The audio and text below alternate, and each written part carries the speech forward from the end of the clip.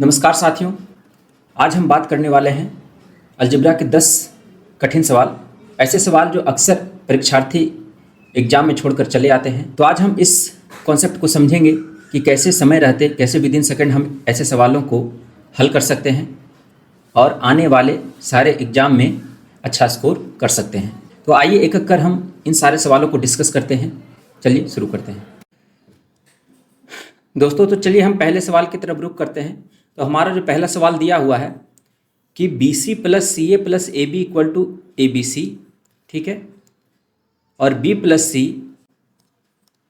Divided by BC into A minus 1, C plus A divided by CA into B minus 1 और A plus B divided by AB into C minus 1 का value क्या होगा।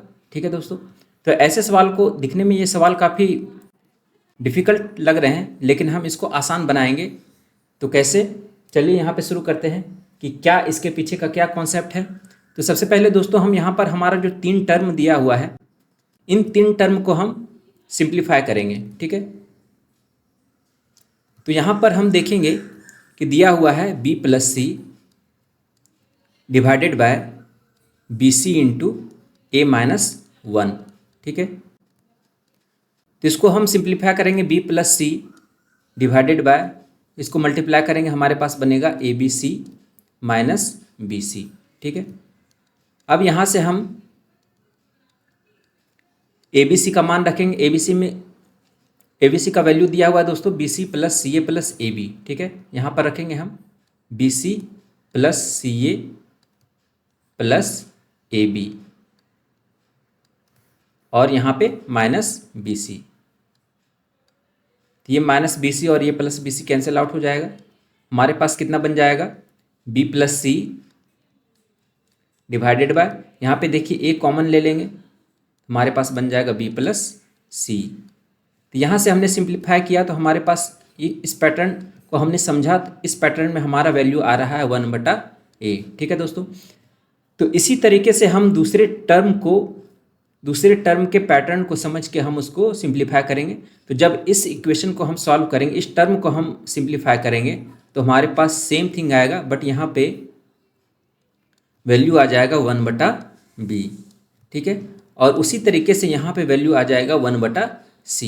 ठीक है दोस्तों, तो आपने देखा कि कैसे हम तोड़ के इन सारे डिफ़िकल्ट एक्सप्रेशन को हमने एक सिंप्लीफायर रेशियो में बदल दिया है। अब इन तीनों का जोड़ निकालेंगे दोस्तों, तो हमारे पास कितना आ जाएगा, 1/A plus 1/B plus 1/C।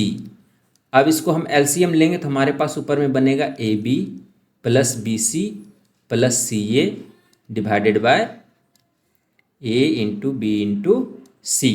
ठीक है दोस्तों, अब प्रश्न में AB plus BC plus CA का मान दिया हुआ है, तो हमारा जो आंसर कितना हो जाएगा दोस्तों, ABC डिवाइडेड बाय ABC। ठीक है, अब ये कैंसिल आउट हो जाएगा 1, तो हमारा जो आंसर हो जाएगा ऑप्शन B हो जाएगा। ठीक है दोस्तों, देखा हमने कि कैसे हमने इन कठिन एक्सप्रेशन को सरल एक्सप्रेशन में बदलकर आंसर तक पहुंचा। तो ये सारे सवाल जो है आपको मेंटली करने हैं। ठीक है, तो ये थोड़े से प्रैक्टिस के जरिए आप इसमें महारत हासिल कर सकते हैं। तो चलिए अगले सवाल की तरफ बढ़ते हैं। अगला सवाल दिया हुआ है कि A equal to B square divided by B minus A, then the value of AQ plus BQ क्या होगा। ठीक है, तो यहाँ पर हमारे पास एक्सप्रेशन दिया हुआ है A equal to B square divided by B minus A।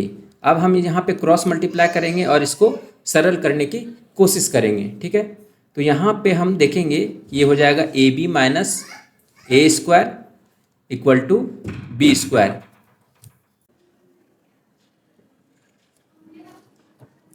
तो इसे सिंप्लीफाई करते हैं दोस्तों। तो सिंप्लीफाई करने में क्या होगा, हम इसे रीअरेंज करेंगे। ठीक है, तो A स्क्वायर को उधर ले जाएंगे, AB को भी उधर ले जाएंगे, तो हमारे पास बन जाएगा B square plus A square minus AB और इधर हो जाएगा 0। ठीक है, अब दोनों साइड में हम A माइनस B से गुना करेंगे दोस्तों। ठीक है, A प्लस B से गुना करेंगे, तो यहाँ पे हमारा हो जाएगा A plus B into A square plus B square minus AB बराबर 0 इंटू A प्लस B करेंगे तो ये हमारा राइट हैंड साइड 0 ही होगा। ठीक ठीक है। तो आप देख सकते हैं कि हमने a प्लस बी से गुना किया ताकि मेरा जो फॉर्म है ए क्यू प्लस बी क्यू के फॉर्म में आ जाए, क्योंकि हमसे पूछा जा रहा है कि A cube plus B cube का मान क्या होगा। तो A cube plus B cube को हम जानते हैं कि A plus B into A square plus B square minus A B होता है, इसलिए हमने ए प्लस बी से यहाँ पर दोनों साइड में गुना किया। ठीक है, तो हमारे पास बन जाएगा A cube plus B cube equal to 0, और हमसे यही पूछा जा रहा है कि A cube plus B cube का मान क्या होगा। तो हमारा जो ऑप्शन हो जाएगा वो 0 हो जाएगा। ठीक है दोस्तों, चलिए अगले सवाल की तरफ बढ़ते हैं। अगला सवाल दिया हुआ है कि x equal to cube root of 5 plus 2 then the value of X cube minus 6x square plus 12x minus 13 का वैल्यू क्या होगा। ठीक है, तो यहाँ पे इसको सॉल्व करने के लिए हम क्या करेंगे दोस्तों, क्यूब करेंगे। ठीक है, तो पहले इसे हम रीअरेंज करेंगे। यहाँ पर दिया हुआ है 2 को लेफ्ट हैंड साइड ले जाएंगे, हमारे पास बन जाएगा क्यूब रूट ऑफ 5। अब दोनों साइड में हम क्यूब करेंगे। ठीक है, तो a माइनस बी क्यू का फॉर्मूला लगेगा यहाँ पर, तो क्या होगा a माइनस बी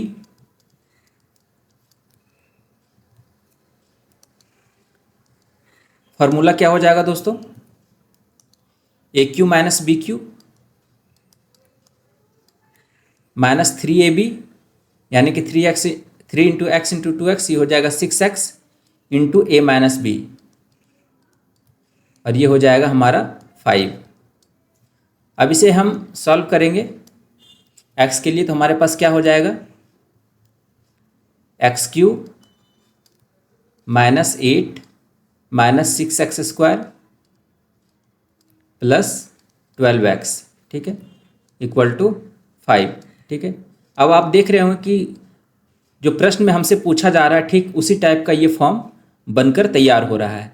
तो यहाँ पर हम देखेंगे x Q minus 6x square plus 12x, अब यहाँ पे माइनस 8 है, यहाँ पे हम माइनस 5 इधर लेफ्ट हैंड साइड करेंगे तो हमारे पास बन जाएगा माइनस 13 इक्वल टू 0, और हमसे यही पूछा जा रहा है। ठीक है, तो इसका जो वैल्यू निकल कर आया हमारे पास वो आया 0। ठीक है, तो हमारा जो ऑप्शन हो जाएगा 0 आंसर हो जाएगा। चलिए अगले सवाल की तरफ बढ़ते हैं। अगला सवाल दिया हुआ है कि x into X minus 3 equal to -1 है, तो हमसे पूछा जा रहा है कि X Q into X Q minus 18 का मान क्या होगा। दिखने में नहीं बनने वाला सवाल लग रहा है कि हम इसको कैसे बनाएंगे, कैसे कहाँ से शुरुआत करेंगे, तो बिल्कुल भी आसान है। आप यहाँ पर देखिए एक्स क्यू के फॉर्मेट में आपको लाना है, ध्यान रखिए। तो x इंटू एक्स माइनस 3, ठीक है, तो x माइनस 3 को इधर रखेंगे, इसको रीअरेंज करेंगे तो हमारे पास इधर हो जाएगा -1/x। ठीक है दोस्तों, अब यहाँ से हम क्या करेंगे कि x प्लस 1/x करेंगे और इधर हो जाएगा हमारे पास 3। इसको फिर से रीअरेंज किया हमने, ये हमारे पास बन गया 3। अब दोनों साइड में हम क्यूब करेंगे दोस्तों, है ना, x प्लस 1/x का क्यूब करेंगे यहाँ पर, तो हमारे पास क्या निकल के आएगा देख लेते हैं। तो दोनों साइड में क्यूब करेंगे तो x cube plus 1/x cube plus 3ab यानी कि 3 इंटू एक्स इंटू 1 तो 3 ही बनेगा, into a plus B. A plus B का मान कितना दिया हुआ है x प्लस 1/x, ये दिया हुआ है 3, तो ये हो जाएगा 3 इक्वल टू 3 का क्यूब यानी कि 27। ठीक है, हमने एक स्टेप आगे बढ़कर इसको सॉल्व कर रहा है। ठीक है, तो आपको एग्जाम में आधे कैलकुलेशन जो है आपको मेंटली सॉल्व करने पड़ेंगे। ठीक है, तभी आप एग्जाम में कम समय में सवाल को सॉल्व करते हैं, हर चीज़ लिखने की ज़रूरत नहीं है। तो यहाँ पर हम देखेंगे कि हमारे पास जो फॉर्मेट बन के आया X cube plus 1/x cube equal to, यहाँ पे 9 आ गया, इधर 27 हो गया, 27 में से 9 जाएगा, इधर हो जाएगा 18।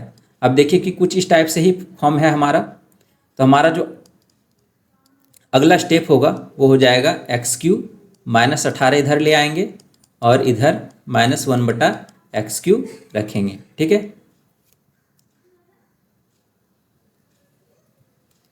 तुम्हारे पास कितना हो जाएगा, एक्स क्यू क्रॉस मल्टीप्लिकेशन करेंगे तो इधर हो जाएगा x Q into X Q minus 18, और इधर हमारे पास राइट हैंड साइड में 1 हो गया। ठीक है, तो हमारा जो आंसर हो जाएगा दोस्तों वो हमारा हो जाएगा 1।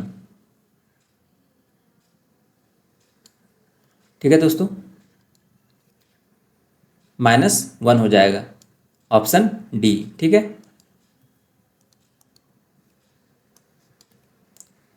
तो चलिए अगले सवाल की तरफ बढ़ते हैं। अगला सवाल दिया हुआ है कि if p equal to 1 to 4, 124 दिया हुआ है, तो पता करना है इसका मान। ठीक है, ये पूरे टर्म का मान हमको पता करना है। तो बहुत ही आसान है, आप देखेंगे कि यहाँ पर कुछ ये इस टाइप का p² + 3p + 3 टाइप का फॉर्म बन रहा है, तो ये क्यूब का फॉर्मेट में कुछ बनेगा। ठीक है, क्योंकि क्यूब के फॉर्मूले में ही 3ab का ऑप्शन आएगा हमारे पास, a + b into a² + b² - ab, इस टाइप का फॉर्म आएगा, है ना। या फिर a + b का होल क्यू करेंगे दोस्तों, तो हमारे पास aq + bq करेंगे तो a + b into a² + b² - ab आएगा। और a + b का होल क्यू करेंगे दोस्तों, तो हमारे पास आएगा aq + bq + 3ab into a + b। तो 3ab जहाँ भी फॉर्मेट में आए, p² + 3p इस टाइप से फॉर्म में आए, तो वो क्यूब का फॉर्मेट बनेगा। तो यहाँ पे हम क्यूब का फॉर्मेट बनाने की कोशिश करेंगे। ये कितना बन जाएगा, pq + 3p² + 3p + 1। ठीक है दोस्तों, अब इसको हम कैसे बनाएंगे, a + b का फॉर्मूला क्या होता है, a + b का होल क्यू का aq + bq + 3ab, यानी कि यहाँ पे a 1 है तो इसको हम q के फॉर्म में बदलेंगे। यहाँ पर देखिए कि aq + bq + 3ab यहाँ पर बनेगा format, pq + 1q + 3 into p into 1 into p + 1। अब देखेंगे कि यहाँ पे हमने एक फॉर्मेट बनाया, हमने यहाँ पे 3p कॉमन ले लिया, यहाँ पे p + 1 बन गया, तो ये हमारे पास फार्मूला बैठ गया a + b का होल क्यू, है ना। तो ये हमारे पास हो जाएगा p + 1 का होल क्यू का क्यूब रूट। ठीक है, यहाँ पर देखेंगे क्यूब रूट यहाँ पे कैंसिल आउट हो जाएगा, हमारे पास बन जाएगा p + 1 बाहर आ जाएगा। ठीक है, तो यही का मान हमसे पूछा जा रहा है, तो p का मान ऑलरेडी दिया हुआ है दोस्तों 124 है। ठीक है, तो हमारे पास जो आंसर बनकर आएगा 124 + 1 हो जाएगा 125। ठीक है दोस्तों, तो 125 हमारा जो ऑप्शन होगा वो ऑप्शन डी हो जाएगा। तो आप देखिए कि किस टाइप से हमने सवालों को कैसे सरल बनाना है। ठीक है, इसके लिए कॉन्सेप्ट को जानना बहुत ही ज़रूरी है कि कहाँ पे किस टाइप का मोड हमें लेना है। ठीक है, तभी आप सवाल को तरीके से हल कर पाएंगे और प्रैक्टिस के जरिए आप सवाल को विदिन सेकंड हल कर पाएंगे। चलिए अगले सवाल की तरफ बढ़ते हैं। अगला सवाल दिया हुआ है, एक एक्सप्रेशन है हमारे पास 12x³ - 13x² - 5x + 7 is divided by 3x + 2, then the remainder is. हमारे पास पूछा जा रहा है कि रिमाइंडर शेषफल क्या बनेगा। ठीक है दोस्तों, तो इस टाइप के एक्सप्रेशन जब होता है दोस्तों, तो रिमाइंडर थ्योरम से क्या होता है कि जब भी कोई एक फंक्शन दिया हुआ है x³ में, x² में, है ना, fx दिया हुआ है, तो जब भी हम किसी भी टर्म को, है ना, किसी दूसरे फंक्शन से भाग देते हैं, बाइनोमियल एक्सप्रेशन से भाग देते हैं, तो इसका जो रिमाइंडर होगा, ठीक है, वो कैसे निकलेगा। तो उसको रिमाइंडर निकालने के लिए क्या करना पड़ेगा कि पहले हमें जो हमारे पास एक्सप्रेशन दिया हुआ है लीनियर एक्सप्रेशन, उसको जीरो बनाना पड़ेगा, यानी कि जिससे हम भाग दे रहे हैं उसको जीरो बनाना पड़ेगा। तो यहाँ पर 3x + 2 को हमको जीरो बनाना पड़ेगा और x का मान निकालना पड़ेगा। तो जैसे ही हम यहाँ पे x का मान निकालेंगे तो x का मान हमारे पास कितना निकल के आएगा, -2/3। ठीक है, अब इस x का मान हम इस एक्सप्रेशन में रख देंगे तो हमारे पास जो भी वैल्यू आएगा वो हमारा देगा रिमाइंडर। ठीक है, तो यहाँ पर हम देखेंगे कि 12 x के जगह पे -2/3 रखा, तो ये हमारे पास बन जाएगा -2/3 का क्यूब कितना बनेगा, -8/27। ठीक है, ये हो जाएगा -13, -2/3 का स्क्वायर कितना बनेगा, 4/9, -5 इंटू -2/3 और ये हो जाएगा +7। अब ये हमारा जो टर्म निकल के आएगा, ये जो भी हमारा रिजल्ट देगा वो हमारा रिमाइंडर देगा। तो हम आपको बताएंगे कि कैसे रिमाइंडर, है ना, इसका प्रूफ बताएंगे कि कैसे रिमाइंडर हम निकाल सकते हैं जब इस टाइप के एक्सप्रेशन दिए हुए होते हैं। एक इसका हम आपको एक प्रूफ बताएंगे अभी। ठीक है, तो यहाँ पर हम इसको सॉल्व करेंगे तो हमारे पास निकल के आएगा कितना, 3 से इसको सिंप्लीफाई कीजिए, 3 नमा 27 इधर हो गया, तो ये हो जाएगा -32/9 -52/9, ये हो जाएगा +10/3 +7।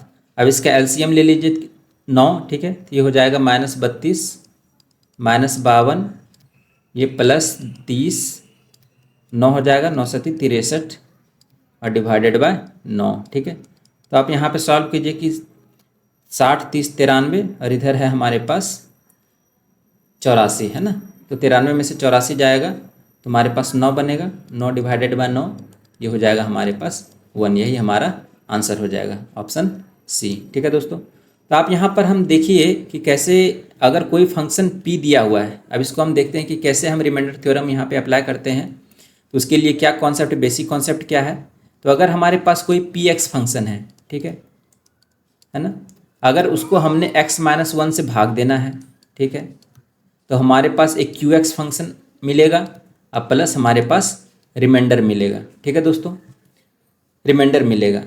तो जब दोस्तों हम यहाँ पे x-1 का लीनियर, यहाँ पे x-1 को 0 करेंगे, ये लीनियर एक्सप्रेशन है, x-a से भाग देंगे, यहाँ पे ये देखिए डिविडेंड बराबर क्या होगा, divisor into quotient plus remainder, ठीक है। तो यहाँ पे px का फंक्शन दिया हुआ है, x-a से हम यहाँ पे भाग दे रहे हैं और qx इसका भागफल है और प्लस ये जो है शेष है, ठीक है। इसको हमने एक फॉर्म में लिखा, तो x-a को हम सेट करेंगे 0 पे, है ना, तो x-a बराबर 0 हो जाएगा, तो x बराबर कितना हो जाएगा दोस्तों, a हो जाएगा, ठीक है। तो जब हम p के जगह a रखेंगे, है ना, x के जगह a रखेंगे, तो यहाँ पे हम p a यहाँ पे रखेंगे, तो ये हो जाएगा a-a इंटू QX, है ना, अब प्लस r, ठीक है दोस्तों। तो a-a तो देगा 0, 0 इंटू एनी नंबर या कोई भी फंक्शन 0 में 0 आ जाएगा और ये बन जाएगा r, ठीक है, ये हो जाएगा p@a = r, ठीक है। ये एक्सप्रेशन है, यानी कि r कब मिलेगा हमको, रिमाइंडर कब मिलेगा, जब हमारे पास हम x के जगह a का मान रखेंगे तो हमारे पास जो है वैल्यू रिमाइंडर मिलेगा, ठीक है दोस्तों। तो ये है एक रिमाइंडर थ्योरम का कॉन्सेप्ट। जब भी हम पोलिनोमियल पढ़ते हैं तो वहाँ पे हम किसी भी एक्सप्रेशन को भाग देते हैं, ठीक है, किसी दूसरे एक्सप्रेशन से, है ना, तो इस कंडीशन में जो हमारे पास रिमाइंडर पूछा जाता है, तो रिमाइंडर वही होगा जब हम भाजक को, है ना, यहाँ पे हम 3x + 2 से भाग दे रहे, इसको हम 0 पे सेट करेंगे और x का मान निकालने की कोशिश करेंगे और x पे जो भी वैल्यू हमारे पास आएगा वो हमारा भागफल, ये हमारा शेषफल बनेगा, ठीक है दोस्तों। तो इसके पीछे का बेसिक कॉन्सेप्ट यही है। तो इस तरह के सवाल जो है अगर आपसे पूछे जाए, 3x + 2 के जगह पे कुछ भी हो सकता है, 3x - 2 हो सकता है, 5x - 13 हो सकता है या कुछ भी हो सकता है, तो वहाँ पे हम जो भी एक्सप्रेशन हमारे पास दिया हुआ है तो उसको हम 0 पे सेट करेंगे और x का वैल्यू निकालेंगे और उस x के वैल्यू को हम फंक्शन में रखेंगे, तो जो भी वैल्यू हमारा मिलेगा वो हमारा शेषफल मिलेगा। तो चलिए अगले सवाल की तरफ बढ़ते हैं। हमारा जो अगला सवाल दिया हुआ है दोस्तों, x = √5 + 2, ठीक है, काफ़ी बार पूछे गए सवाल, लेकिन समझ में नहीं आ रहा है कि कहाँ से शुरुआत करें, तो इसको हम सिंप्लीफाई करने की कोशिश करेंगे दोस्तों। x = √5 + 2 दिया हुआ है, ठीक है। तो अभी हमें कुछ नहीं करना है, सबसे पहले हमसे जो पूछा जा रहा है उसको सरल तरीके में चेंज करना पड़ेगा। तो यहाँ पे आप देखिए कि x² है, यहाँ पे 2 है, यहाँ पे 3 कॉमन है, यहाँ भी 3 कॉमन है, ठीक है। तो यहाँ पे क्या करेंगे कि 2x कॉमन ले लेंगे, तो हमारे पास क्या बन जाएगा, x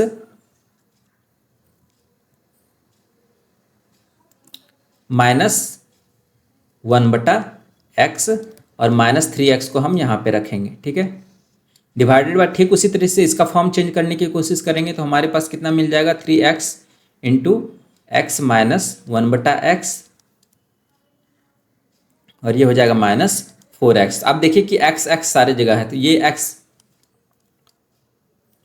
खत्म हो जाएगा, कैंसिल आउट हो जाएगा, तो हमारे पास 2 × x - 1/x, यानी कि हमारे पास अगर x पता है और 1/x पता है तो हम इसका मान आसानी से निकाल सकते हैं। तो हमारे पास दिया हुआ है कि x = √5 + 2, ठीक है दोस्तों। तो यहाँ से हम 1/x निकालेंगे तो कितना बन जाएगा, 1/√5 + 2। अब इसका हम सरलीकरण करेंगे दोस्तों, क्योंकि ये दोनों का स्क्वायर का डिफरेंस जो है 1 आ रहा है, तो इसका सरलीकरण करेंगे तो हमारे पास बन जाएगा √5 - 2। ठीक है दोस्तों, तो अगर हम इन दोनों को सम अप करेंगे तो x + 1/x जो है हमारे पास कितना आ जाएगा, √5 + 2 + √5 - 2। ठीक है, नहीं हमसे सम अप नहीं करना है, डिफरेंस हमसे पूछा जा रहा है कि डिफरेंस x - 1/x क्या होगा। ठीक है, तो x - 1/x निकालेंगे, तो ये दोनों को हम सब्ट्रैक्ट करेंगे तो हमारे पास मिल जाएगा √5 + 2 - √5 - 2। ठीक है, तो ये बन गया हमारे पास √5 + 2 - √5 + 2। √5 - √5 + √5 कैंसिल आउट हो जाएगा, हमारे पास बन गया 4। अब इस 4 के वैल्यू को हमको यहाँ पे रखना है, तो हमारे पास कितना आ जाएगा, तो 2 × x - 1/x की जगह पे 4 रखेंगे, -3 डिवाइडेड बाय 3 × 4 - 4, हमारे पास कितना बन जाएगा 5 बटा ये 3, 12 - 4 जाएगा 8। ठीक है दोस्तों, हमारे पास जो रेशियो आ गया 5/8 का रेशियो आ गया। तो 5/8 आप जानते हैं परसेंटेज आपने पढ़ा होगा, तो ये होता है 62.5%। ठीक है, तो 62.5% को हम डेसिमल में चेंज करेंगे तो ये हो जाएगा 0.625। तो यही हमारा आंसर हो जाएगा 0.625। तो चलिए अगले सवाल की तरफ बढ़ते हैं। हमारा जो सवाल दिया हुआ है, ये क्वाड्रेटिक एक्सप्रेशन दिया हुआ है, 2x² - 7x + 12 = 0 है, और इसका 2 रूट है, 2 मूल है अल्फ़ा एंड बीटा। तो हमसे पूछा जा रहा है कि अल्फ़ा बटा बीटा प्लस बीटा बटा अल्फ़ा क्या होगा। ठीक है, तो हम डायरेक्ट फार्मूले से हम इसे निकाल सकते हैं। यहाँ पे हम समेशन करेंगे रूट का, अल्फ़ा प्लस बीटा कितना होगा, x का कॉफिशिएंट डिवाइडेड बाय x² का कॉफिशिएंट माइनस में। ठीक है, ये माइनस इंटू एक्स का कॉफिशिएंट कितना है 7 डिवाइडेड बाय -7 है डिवाइडेड बाय 2, तो हमारे पास ऑप्शन कितना है 7/2। और अल्फ़ा इंटू बीटा कितना है c/a, यानी कि c है हमारे पास 12, तो ये हो जाएगा 12/2 = 6। ठीक है दोस्तों, अब यहाँ से हम इसे रखेंगे वैल्यू,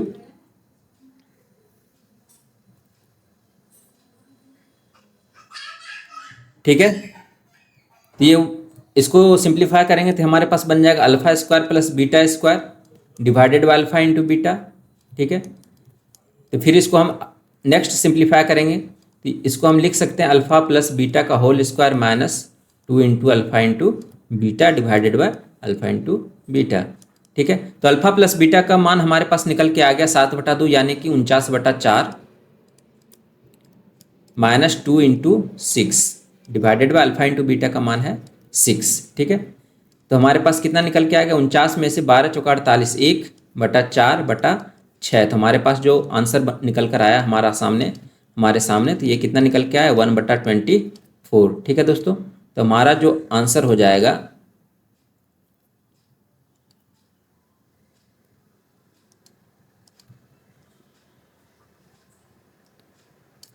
1/24 हो जाएगा, ऑप्शन 1 करेक्ट होगा। ठीक है, चलिए अगले सवाल की तरफ बढ़ते हैं। अगला सवाल दिया हुआ हमारे पास एक एक्सप्रेशन दिया हुआ है कि a - b का square divided by b - a into c - a, b - c square divided by a - b into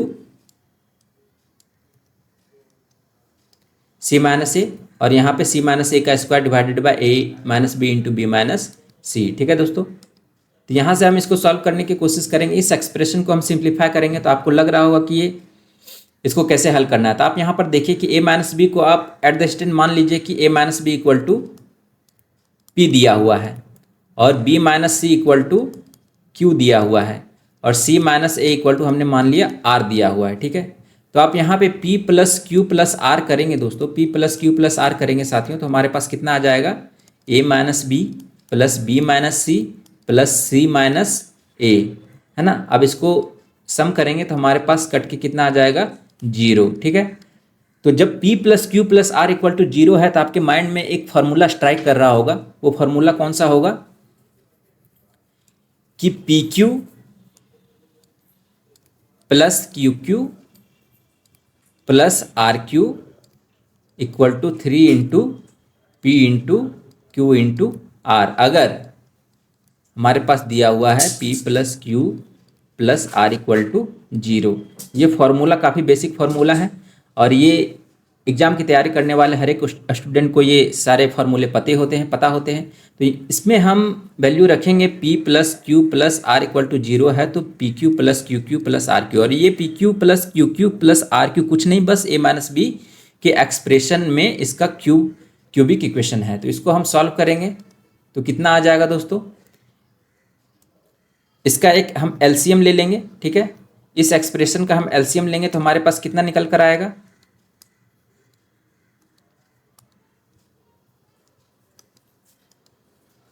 तो यहां से आप देखिए कि हमारे पास जब एलसीएम लेंगे तो हमारे पास कितना आ जाएगा,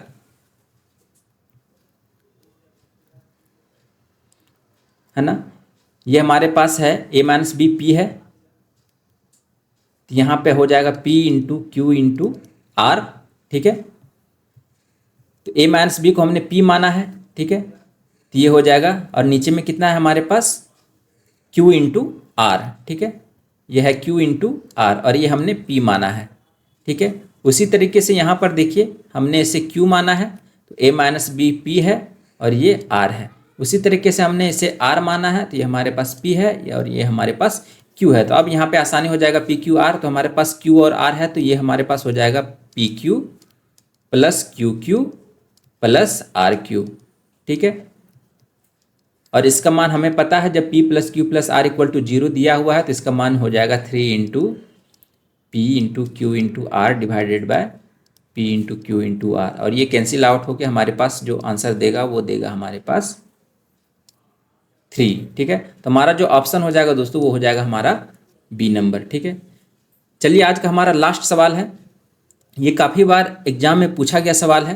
तो इस सवाल को हम दो तरीके से कर सकते हैं कि हम इसके लिए कॉन्सेप्ट भी बताएंगे और इसके शॉर्ट तरीके में कैसे बनाया जा सकता है उसे भी हम बताएंगे, ठीक है। विद इन सेकंड हम इसको कैसे सॉल्व कर सकते हैं। तो यहाँ पे सबसे शॉर्ट तरीका क्या है कि आप a की जगह कुछ रख दीजिए और b की जगह कुछ ऐसा वैल्यू रखिए कि दोनों का वैल्यू बराबर नहीं हो। तो हम मान लेते हैं कि a का वैल्यू 2 है और b का वैल्यू 3 है, ठीक है। तो आप इस कॉन्सेप्ट के जरिए आसानी से इसे सॉल्व कर सकते हैं। तो यहाँ पे x का मान क्या निकल के आ रहा है, 4 into 2:3 divided by a plus B यानी कि 5, तो हमारे पास आ गया 24/5, ठीक है दोस्तों।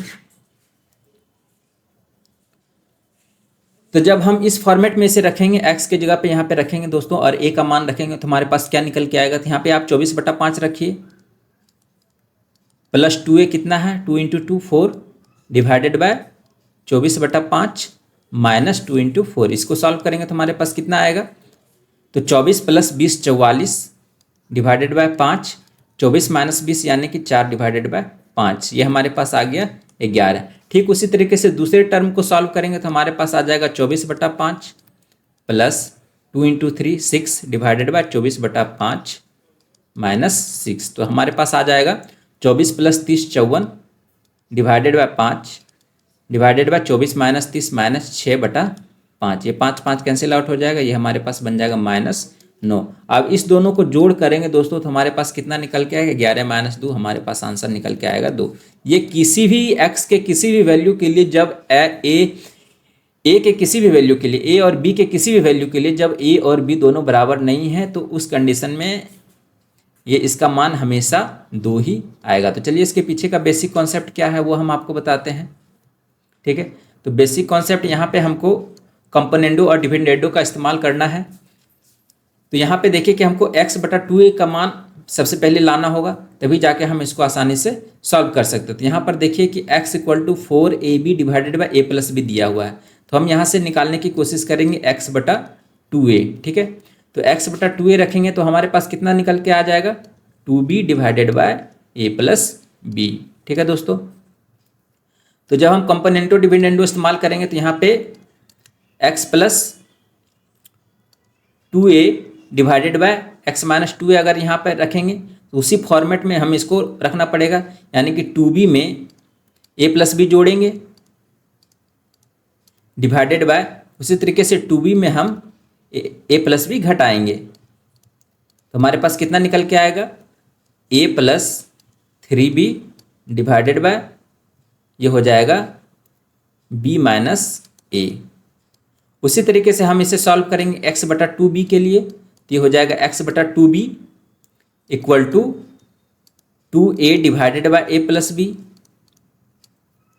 ठीक है, तो अब इसे सॉल्व करेंगे, कंपोनेंडो डिविडेंडो लगाएंगे, तो ये हो जाएगा x plus 2b divided by x minus 2b equal to, अब यहाँ पे दोनों को जोड़ करेंगे तो हमारे पास कितना निकल के आएगा, 3a plus b divided bye ये हो जाएगा 2a minus a minus b, यानी कि ये हो जाएगा a माइनस b। ठीक है, अब इन दोनों को हम प्लस करेंगे, तो प्लस करने के बाद हमारे पास क्या आएगा, a माइनस बी यहाँ भी, a माइनस बी यहाँ भी है, तो यहाँ से हम इसको सॉल्व करेंगे,